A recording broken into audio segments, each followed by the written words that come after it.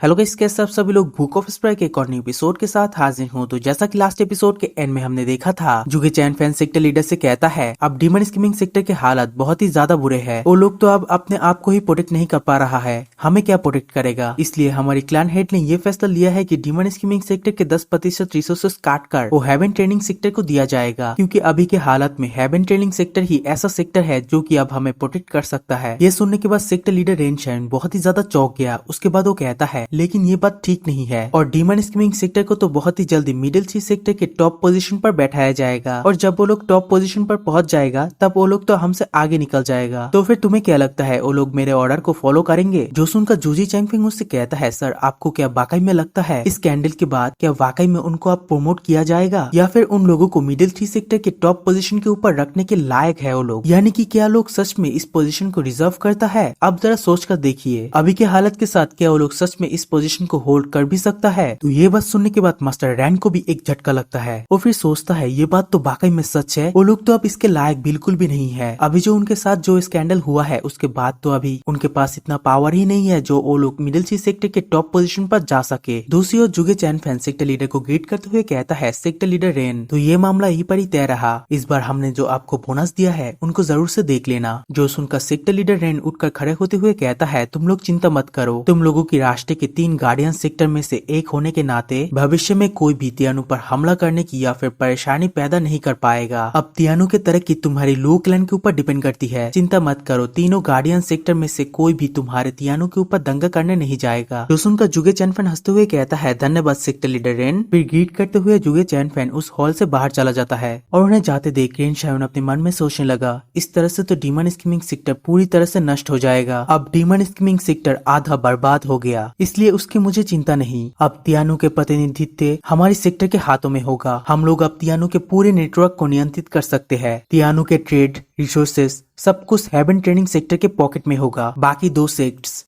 जब उनके हालत ही इतनी ज्यादा बुरे हैं तब मेरे पैसे पर हाथ डालने की क्या ही हिम्मत करेगी। ये दोनों सेक्टर के बीच की लड़ाई तो मेरे लिए बहुत ही अच्छा फायदेमंद साबित हुआ। फिर सेक्टर लीडर रेनशाइन कहता है क्या आसपास कोई गार्ड मौजूद है? यहाँ पर जल्दी से कोई आओ। तभी एक गार्ड भागते हुए आकर कहता है जी बताइए सेक्टर लीडर, जल्दी से एक जेट स्लिप को तैयार करो और उन लोगों को संदेश भेजो जो डीमन स्कीमिंग सेक्टर के भागे हुए लोगों को मारने के लिए गया था। मैं उन लोगों को वापस आने के लिए कहा हूँ। इसके अलावा मैं मिस्टिकल हेवन सेक्टर और डीमन स्कीमिंग सेक्टर को चेतावनी जारी करता हूँ कि कोई भी तियानु के अंदर हस्तक्षेप ना करे और वह के शांति भंग ना करे, रेन शायन ने कहा। तो ये सुनकर गार्ड्स कहता है ठीक है सर। वो आदमी फिर झुका और रुका, जिसे देखकर रेन शायन कहता है क्या बात है, तुम मेरे ऑर्डर को सुनकर यहाँ से क्यों नहीं जा रहे हो? जो सुनकर वो गार्ड ग्रीट करते हुए कहता है मैं सेक्टर लीडर को पहले से ही सूचित करना चाहता था, लेकिन आप उस समय उस आदमी से बात कर रहे थे इसीलिए मैंने आपको नहीं बताया। असल में डीमन स्कीमिंग सेक्टर के भागे हुए लोगों का पीछा करने वाले पहले से ही सेक्टर में लौट चुके हैं। जो सुनकर रेन शायन चौंकते हुए कहता है क्या वो अपने सेक्टर में वापस आ चुके हैं? इतनी जल्दी उन्हें वापस आने की अनुमति किसने दी? मैंने तो उन्हें अभी तक मैसेज भी नहीं भेजा। जो सुनकर वो गार्ड झिझकते हुए कहा एल्डर्स के हिसाब से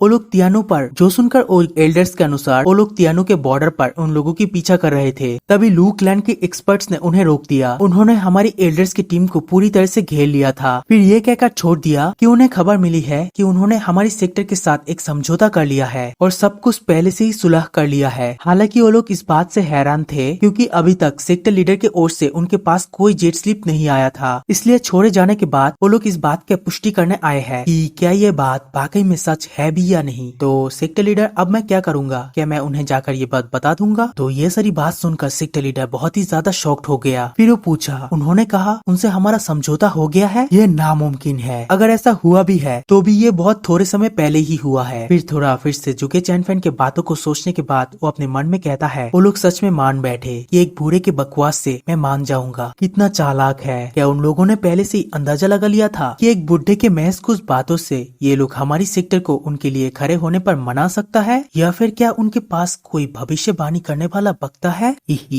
ये लू क्लैन वाकई में बहुत ही ज्यादा चालाक है। इस क्लैन में तो टैलेंट की संख्या बढ़ता ही जा रहा है। तभी वो गार्ड सेक्टर लीडर से कहता है, सेक्टर लीडर क्या हमें वो जेट स्लीप अभी भी जारी करना चाहिए? ये सुनकर रेन शाइन कुछ भी नहीं कहता, बल्कि वो फिर से अपने मन के अंदर सोचने लगता है, मुझे बुरा लग रहा है कि एक सेकुलर क्लैन ने मेरे साथ खेला, लेकिन फिर भी मुझे ये कहना पड़ेगा, जुगे चैनफेन के शब्दों ने मुझे सचमुच भावुक कर दिया है। उसके हर एक शब्द मुझे अंदर तक हिला दिया। फिर खड़े होते हुए कहता है, हाँ जेट स्लीप को भेज दो, इससे उन दोनों सेक्टर के सभी लोगों को पता चल जाएगा कि तियानु का प्रभार संभालने वाला लू क्लैन असल में हमारे साथ है और वो लोग हमारे सामने आत्मसमर्पण कर चुके हैं। अब वो लोग हमारी हेवन ट्रेनिंग सेक्टर के साथ में है और हेवन ट्रेनिंग सेक्टर उनका प्रतिनिधित्व है। इसका डिमांड स्कीमिंग सेक्टर के साथ कोई संबंध नहीं। जो सुनकर वो गार्ड सिर हिलाया और वह से गायब हो गया। फिर रेन शायुन दूसरी ओर मुड़कर मन ही मन बोला, जुगे चैनफेन तीनों सेजेस में से एक, अब मैं समझ पाया तुम्हें। इस बार मैंने वाकई में एक बहुत बड़ी सबक सीख लिया है। फिर 1 महीने के बाद हमें लू क्लैन का सीन दिखाया जाता है, जहाँ पर एक गार्ड सभी लोगों से कहता है,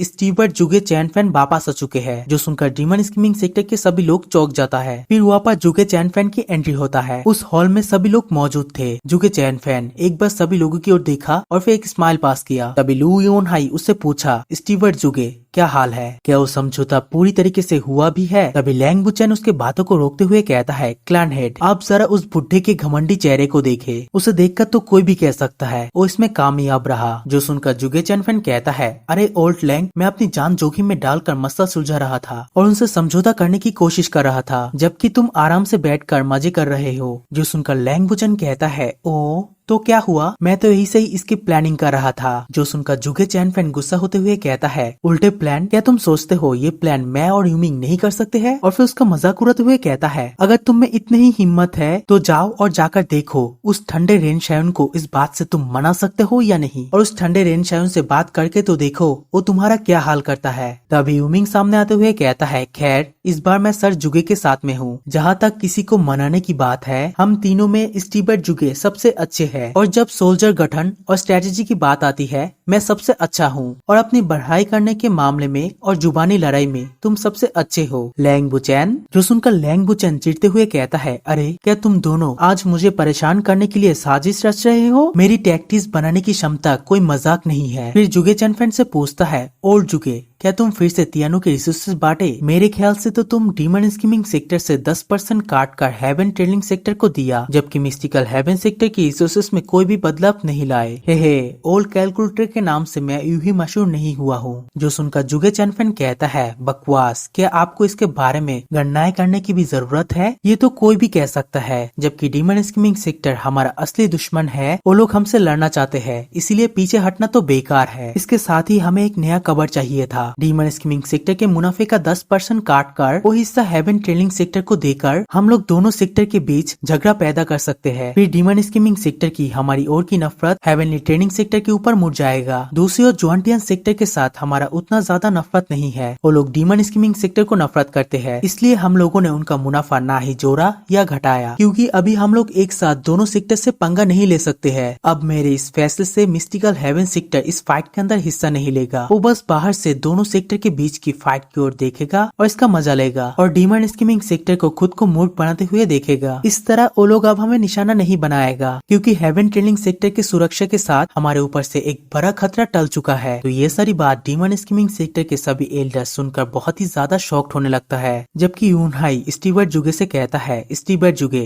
क्या ये सचमुच सच है? जो सुनकर जुगे चैनफेन कहता है, बिल्कुल क्लैन हेड आप निश्चित रहिए, ये चीज हम लोगों के लिए कोई बड़ी बात नहीं है। पहले तियानु पर चल रहे सत्ता हासिल करने की चाहत की राजत्व की तुलना में इस सिचुएशन को हैंडल करना हमारे लिए काफी ज्यादा आसान है। सबसे पहले ये तीनों सेक्टर एकजुट नहीं है, खासकर हेवन ट्रेनिंग सेक्टर। उसने अपनी सेना भेजकर डीमन स्कीमिंग सेक्टर के जीबूजी की मदद की, ताकि सिर्फ उनकी बढ़त रोका जा सके, क्योंकि अगर वो लोग मिडिल 3 सेक्टर के हेड बन जाते तो ये हेवन ट्रेनिंग सेक्टर के लिए बहुत ही बड़ा खतरा साबित होता। ये मामूली 5000 सेक्रेट स्टोन की वजह से नहीं था, बल्कि ये सुनिश्चित करने के लिए था कि डीमन स्कीमिंग सेक्टर कभी उनके लिए खतरा ना बने। यह तक कि उन लोगों ने इसके लिए डबल ड्रैगन गैदरिंग का रूल्स का खुलेआम उल्लंघन करा। अब जबकि हमें उनका असली मकसद पता चल गया है तो हमारे लिए हर एक चीजें काफी आसान हो गई है। अगर हम लोग डीमन स्कीमिंग सेक्टर को दबाने में उनका साथ दे तो वो शायद बेहद खुश हो जाएगा, इससे उसका चेहरा खुश हो जाएगा। दूसरी तरफ लैंग वुचेन कहता है इसके अलावा डीमन स्कीमिंग सेक्टर को हताश होकर बेवकूफी वाला कदम लेने से रोकने के लिए हम उनकी रिसोर्स में से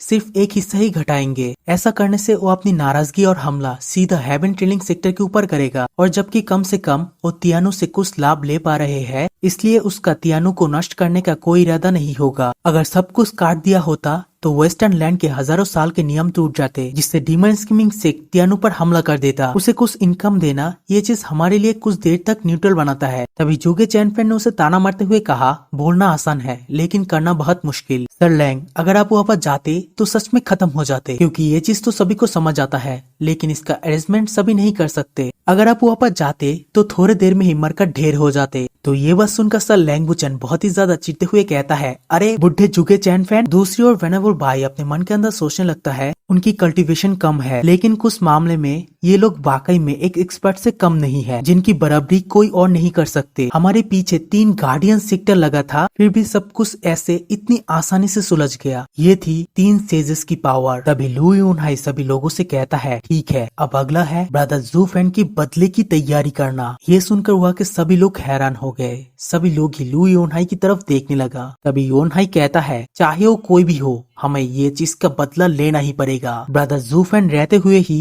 हमारा लू क्लैन मजबूत हुआ था और इतनी ताकतवर हो पाया। हम सभी लोग ही अपनी अपनी जिंदगी के लिए उनके ऋणी हैं, इसलिए केवल हम ही उनका बदला ले सकते हैं और हम लोग ही उनका बदला लेंगे। इसी के साथ ये वाला वीडियो यहीं पर एंड करूंगा। Good bye.